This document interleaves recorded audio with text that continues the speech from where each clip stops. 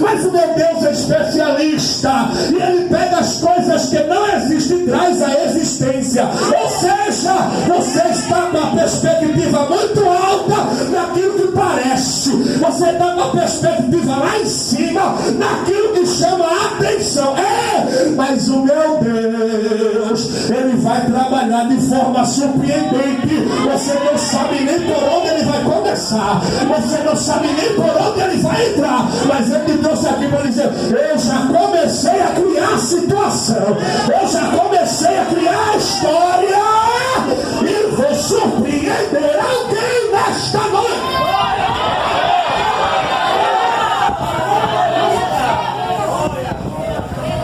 Se encantou com a aparência que Eliabe demonstrava, mas a Bíblia diz que Deus reprovou. E agora o que é que acontece? Quando Deus reprova, Ele pergunta: acabou-se os mancebos? Jessé disse: ainda falta o Davi. Ele tinha nome? Tinha ou não tinha? O nome dele era Davi. Apresentou-se Eliabe, Samar, Abinadab e os demais. Por que Davi foi colocado na história como falta um menor? Porque essa expressão menor é pejorativa. Essa expressão menor, ela é desprezível. É como se dissesse assim: o caso é tão pequenininho que eu acho que não dá para o negócio. Só que Deus falou ao coração do profeta, Ele disse: vai chamar, porque nós não aceitaremos em roda de mesa até que este menor que tu estás falando, que está lá e não está aqui, ele chegue, vai chamar ele.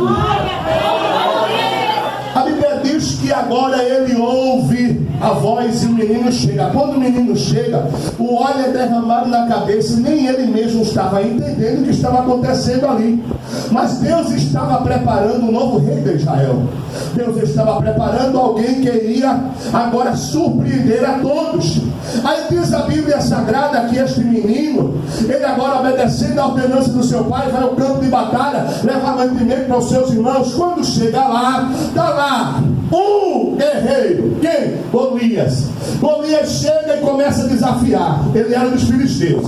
Aí ele dizia: eu só quero um homem, não precisa ter guerra não. Porque se você ler a cultura da conquista de reino do Velho Testamento, você vai observar o seguinte: quando um reinado ia lutar contra o outro acerca de terras e de possessão, se não quisesse enfrentar para que a morte acontecesse, escolhia um guerreiro de um lado, um guerreiro do outro lado, travava uma batalha, ficava todo mundo ali olhando. Um guerreiro que ganhasse representando outro reinado, ele livrava uma guerra, ele livrava sangue de ser derramado, e a vitória era dada ao reinado do guerreiro que ganhasse. Quem entende, diga amém.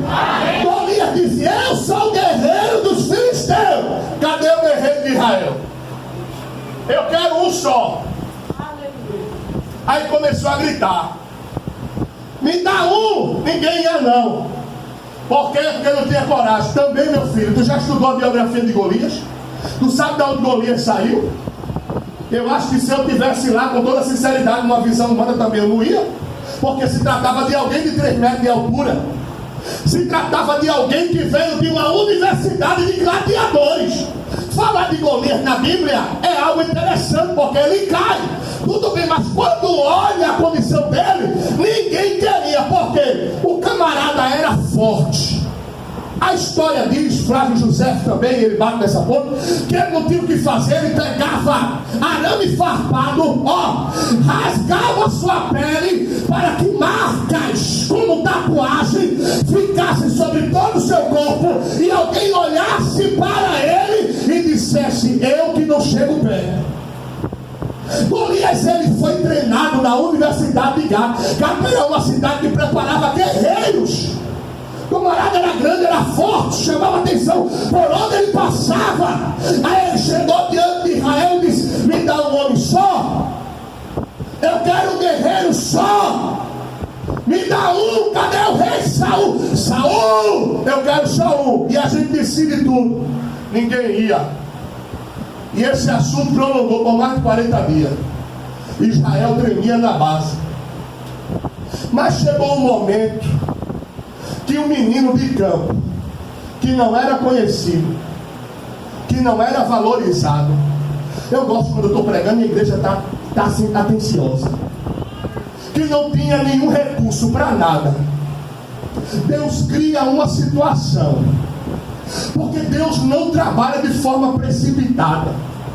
Mas Deus cria uma situação. E diz assim: o momento é agora, Davi. Eu quero te dar honra no meio de todo mundo. E a partir de hoje, a tua história, ela vai mudar. Isso aqui é muito profético. Eu queria que todos olhassem para mim. Eu tenho uma palavra da parte de Deus para liberar aqui nesta noite.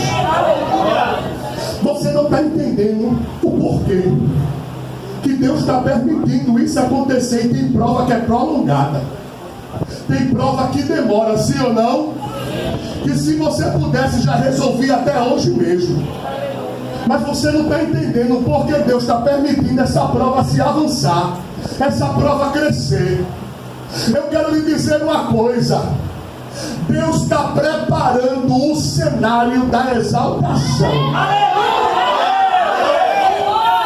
Alguém está recebendo o que eu estou pregando ou está calado? Deus está preparando o cenário da exaltação. Porque o meu Deus, Ele só precisa da hora oportuna. Eu estou sentindo Jesus aqui. Eu estava conversando com um jovem obreiro ontem, e ele disse para mim: pastor, eu vejo Deus fazer coisas na vida de tanta gente, eu vejo Deus mudar a história de tanta gente, e ainda não chegou a minha hora, eu estou ansioso. Eu disse para ele: te aquieta, descansa.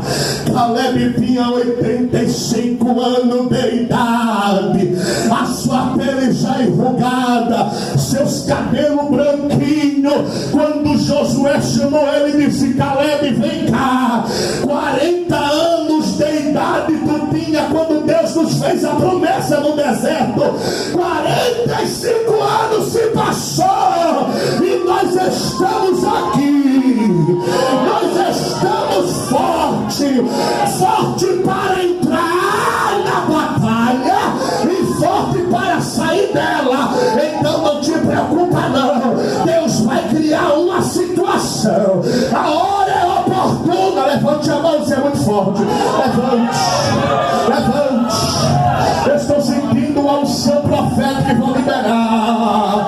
Alamante é plástico mandar. Jesus trouxe crente aqui nesta festa para dizer: a oportunidade está chegando, a tua hora está chegando, a tua história vai ser mudada, haverá exaltação, meu Deus. Quem tem glória dá glória, quem tem aleluia dá aleluia, até agora recebe a presença. Encha! Mandar a caixa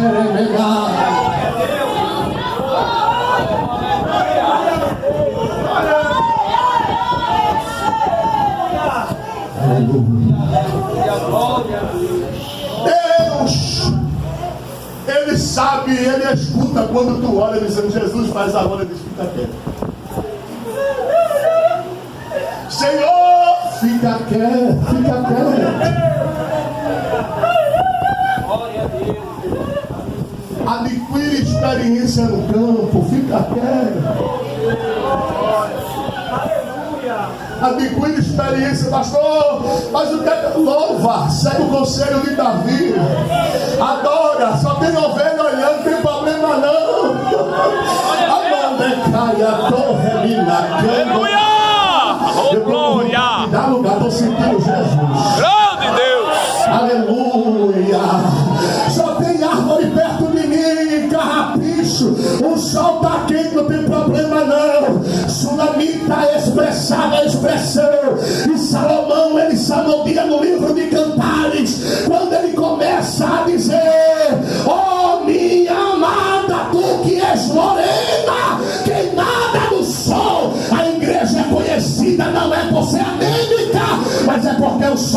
justiça, ela dobra a nossa pele. Ela não decala praste,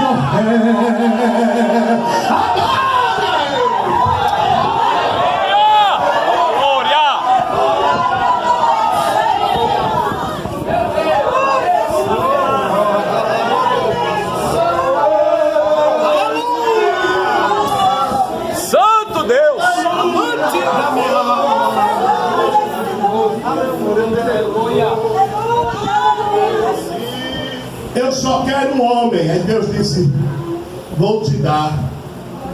Vai sair do exército? Não. É os destaques? Não. Quem é? Alguém que está aguardando a minha oportunidade. Vem cá, Davi. Aí ele chegou. A Bíblia diz que a batalha de Davi foi travada num vale. A palavra vale significa espaço entre montanhas. Na conquista dos reinos, exércitos se encontravam nos vales. Por quê? Porque o vale era como um buraco, aonde ficava uma parte do exército de um lado e a outra parte do exército do outro. É possível perceber que a parte que ficava a favor de Golias era muito. Os filisteus vibravam, gritavam, batiam com a espada no escudo. Mas quando olhava do outro lado a plateia de Davi, tem gente que fica esperando plateia favorável para ter que guerrear. E o problema é esse, que quebra a cara. Eu vou repetir isso aqui. Tem gente que fica procurando uma plateia favorável para poder te fortalecer, para poder levantar a tua força. E o problema é que muita gente não encontra essa plateia e está ficando no meio do caminho. Por quê? Porque Davi, como adorador, ele tinha algo no coração. Quando eu estava no campo com as ovelhas do meu pai, eu não tinha plateia para me ouvir. Eu não tinha plateia. Glória! Aleluia! Eu não tinha plateia para gritar meu nome. Quando eu peguei um urso que queria devorar as ovelhas do meu pai, que matei, eu não tinha plateia dizendo vai Davi, vai Davi. Quando o leão veio que eu matei, eu não tinha plateia dizendo vai Davi, a gente é contigo. Porque hoje em dia, quando você abre o Facebook, aí você escuta muita gente dizendo eu estou contigo, nós estamos juntos, PMJ, a mão minha é a tua mão, a minha força é a tua força, tu vai vencer, vamos cantar junto, mas na hora da prática e da realidade, tem gente que, se possível, te bloqueia do Facebook, exclui teu WhatsApp, te abandona, deixa tu lá só, e ainda diz, deixa ela pagar o preço dela lá só, deixa ele pagar o preço dela lá só. É como se Deus precisasse de plateia favorável para ter que agir na minha, na tua vida. Jesus te trouxe aqui para dizer, eu e você juntos somos maioria.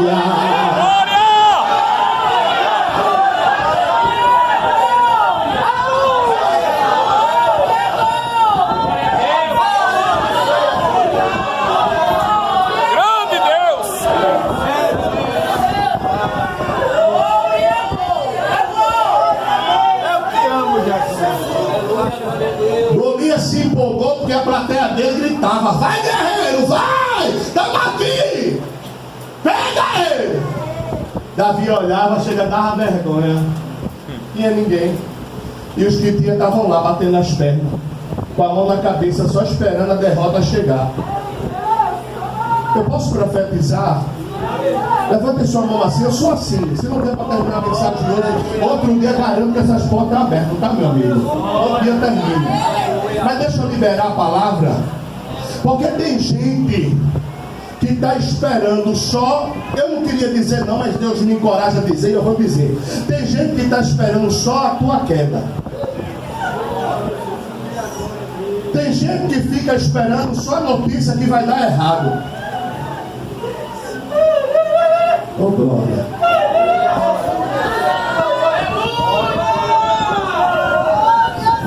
Pastor, eu só sabia que tem pessoas que às vezes mandam mensageiros, espias, observadores, saber como é que está o trabalho.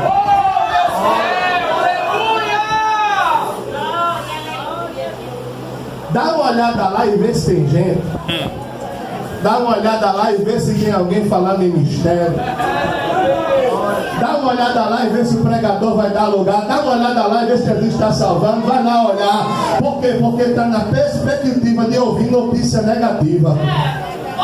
Faz parte do exército dos filisteus. Porque quem é de Israel, que serve ao Deus de Israel, não torce por derrota nem por fracasso de ninguém. Quando Davi estava lá e não tinha ninguém por ele teve tanta ousadia, e muita gente ficou sem entender porque Davi disse isso. Davi disse: tu vem para mim, gigante guerreiro, com teu escudo, com a tua lança, com a tua espada. Pode vir, porque tudo teu é material. Essa guerra não é material, mas ela é espiritual. Eu vou bater em nome do Deus dos exércitos. Este exército para ele não é nada, porque ele manda em cima e ele manda embaixo. E o Deus que está comigo é mais forte que você.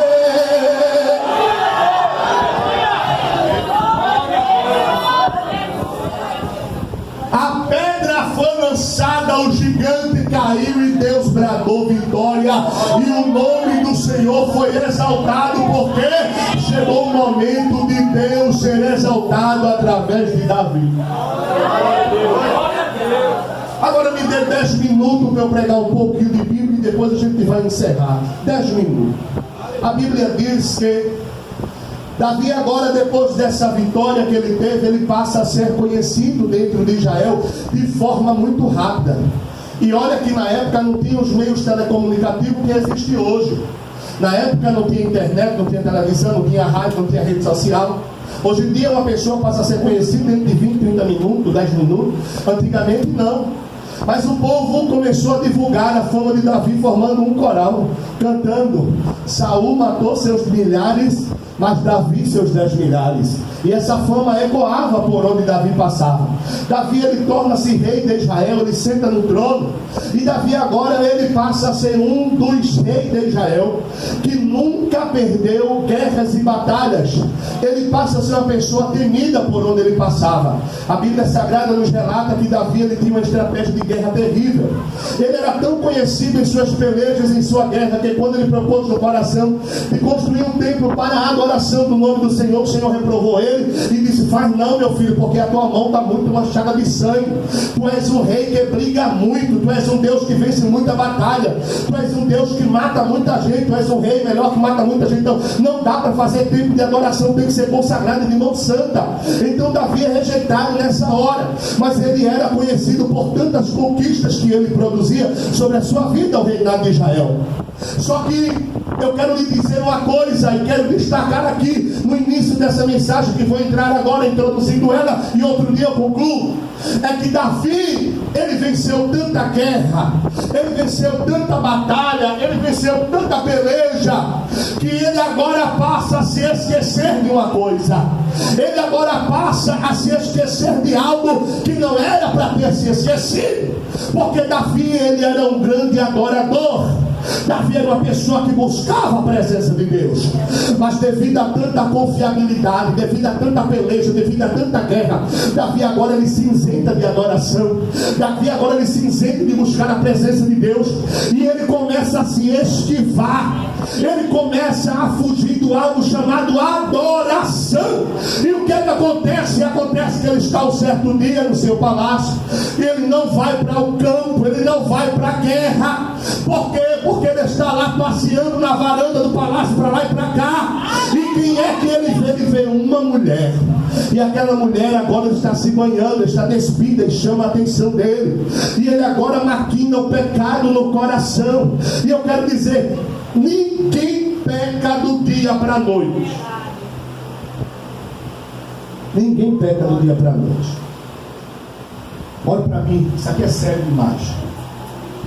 Existe um processo de frieza espiritual.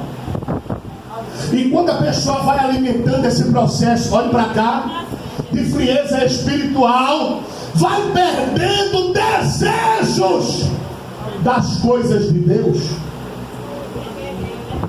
Tem gente que orava, não ora mais. Tem gente que buscava, não busca mais. Tem gente que é batizado com o Espírito Santo, não sabe nem qual foi o dia que falou em mistério com Deus, e não se preocupa em buscar o renovo. Tem gente que está aqui nesta noite e nunca mais lhe ardeu o desejo de pela madrugada descer um pouquinho e falar com Deus. Então ele começa a alimentar agora um sentimento de frieza espiritual. E quando começa a alimentar o sentimento da frieza, sabe o que acontece? O pecado ele vai começando a entrar. A raiz do mal vai começando a penetrar. E quando a raiz do mal vai começando a penetrar, Satanás fica só observando, porque uma hora a brecha vai ser aberta. O que aconteceu com Davi foi esse. Ele lutou, correu, enquanto ele estava ocupado, pastor Ezequiel, com a espada na mão, ele não tinha tempo de pensar em pecar. Eu sei que a glória, não espero muita glória não, porque não sabe. Enquanto ele estava com a espada guerreando sobre Israel, ele não abria brecha com o pecado. Mas ele decide ficar em casa. Ele não quer saber mais do campo. E Satanás vai entrando com sutileza. Escuta isso aqui. Aí coloca quem? Uma bela mulher. Coloca uma mulher que ele chama a atenção. Ele agora arquiteta. Olha o pecado de um homem segundo o coração. Olha o pecado, por quê? Porque deixou de estar guerreando. Ele arquiteta a morte de uma pessoa que confiava no rei. Urias morreu numa batalha que Davi arquitetou. Davi provocou a morte do marido da mulher para ficar com a mulher. Ele venceu muita guerra, ele venceu muita luta, ele venceu muita peleja. Mas existe uma guerra que tem muita gente perdendo ela, que é a guerra contra si próprio. Olhe para cá, porque essa palavra foi de Deus. É uma guerra contra si próprio. Sérgio Lopes disse: eu luto contra a minha própria alma, a natureza humana que há em mim. Enquanto ele lutou e ganhou tanta guerra, ele perdeu uma que nunca pensou que iria perder: a guerra consigo próprio. E o que acontece? Ele peca diante da presença de Deus. E é aí que eu quero falar um assunto. Porque quando ele peca diante da presença de Deus, Deus chama o profeta que repreende ele, e ele vê que a mão de Deus está pesando acerca da consequência do erro que ele cometeu. Para um pouco essa filmagem, obrigado. Estava errado. E você sabe o que foi que aconteceu? Eu não sei como tem gente que pega, erra e acha que pede misericórdia hoje e amanhã pode estar pecando de novo. E tem gente que se acostuma com o pecado, pastor Ezequiel. Gosta, sabe como é?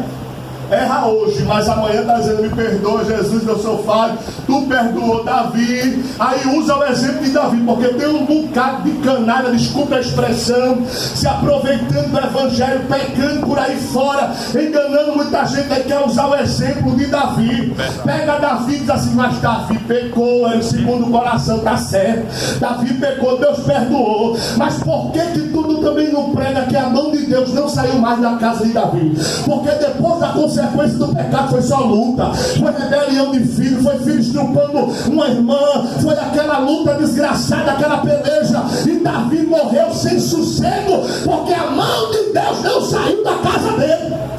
Aleluia! Aleluia!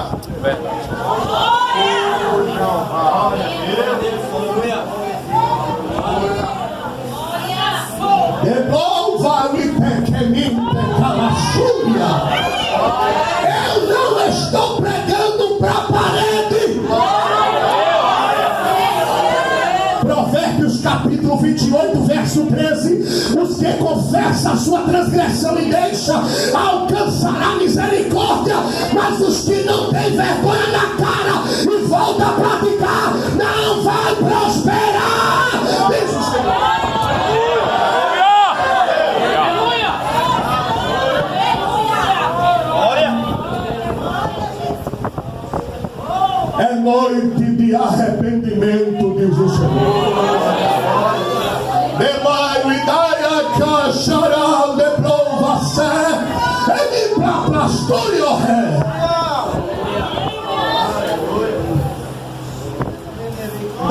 se arrependeu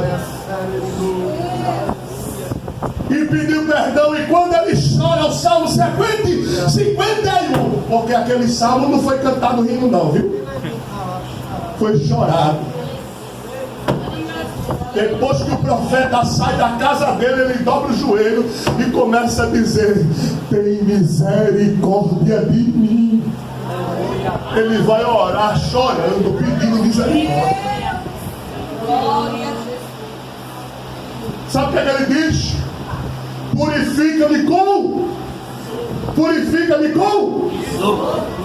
Purifica-me com isso, pastor. Deixa eu dar uma pincelada de 2 minutos e eu encerro, vou fechar a Bíblia agora. Isso aqui é muito profundo. O medo de Davi não era perder o reinado. Olhe para mim. Sabe qual era o medo de Davi? Não era perder o ouro, não era perder o reinado. Hoje em dia tem muita gente que fica nessa guerra política. Às vezes eu fico só olhando e orando: Deus dê inteligência e sabedoria a esse povo, como se isso fosse mudar alguma coisa. Eu sou PT, eu sou Bolsonaro, Deus abençoe quem colocar lá na presidência da República, porque feliz é a nação cujo Deus é o Senhor. Agora, a prática de um bocado de crente em rede social, um esculhambando o outro, um dizendo coisa com o outro, um falando isso com aquilo outro, como se isso fosse resolver alguma coisa, não resolve nada. Se o meu povo, que se chama pelo meu nome, 2 Crônicas 7:14.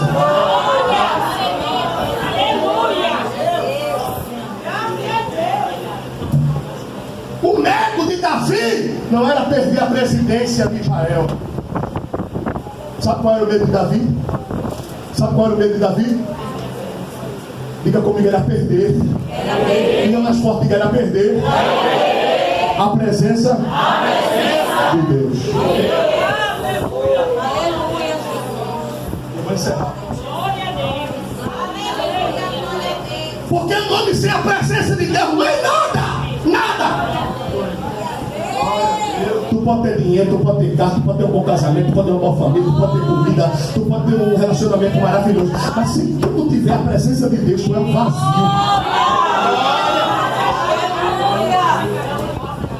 Se não tiver a presença de Deus, tu anda oca. Até o semblante muda. Tem gente que é uma prova daquela que só Deus tem misericórdia, mas quando tu olha, parece assim, mas nem parece que está na prova. Por quê? Olha o brilho do Espírito Santo na vida. Viajei para Rio Grande do Norte, fui pregar lá 5 dias. Aí fui pregar numa igreja em Serra Agora, da secretária do governador do estado de Rio Grande do Norte, lá em Natal, cidade de Ponte Negra. Muita gente de dinheiro, aquele povão. E eu comecei a pregar. Só que Deus, olha para mim, Deus me deu uma visão no hotel, quando eu estava no hotel. Qual foi, pastor? Eu vi, olha para cá, quando demônios, espíritos mais, estavam voando.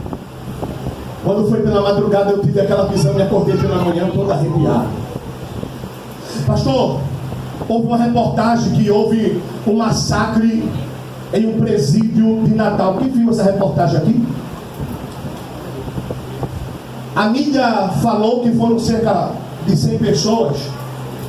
O índice de mortalidade no Rio Grande do Norte é 25% maior do que Pernambuco, só para você ter uma ideia. Tanto é que quando eu cheguei no hotel, o pastor disse: o senhor entra, feche logo o portão, suba logo no elevador, porque aqui fora não pode nem entrar, tem que ficar segurança. O negócio estava sério. E quando eu cheguei lá que eu estava pregando, a secretária do governador estava fazendo uma live. Eu dei uma mensagem. Ela disse: o governador está assistindo, tá. Aí eu liberei a palavra, olha para cá, e disse assim: governador, Deus manda te dizer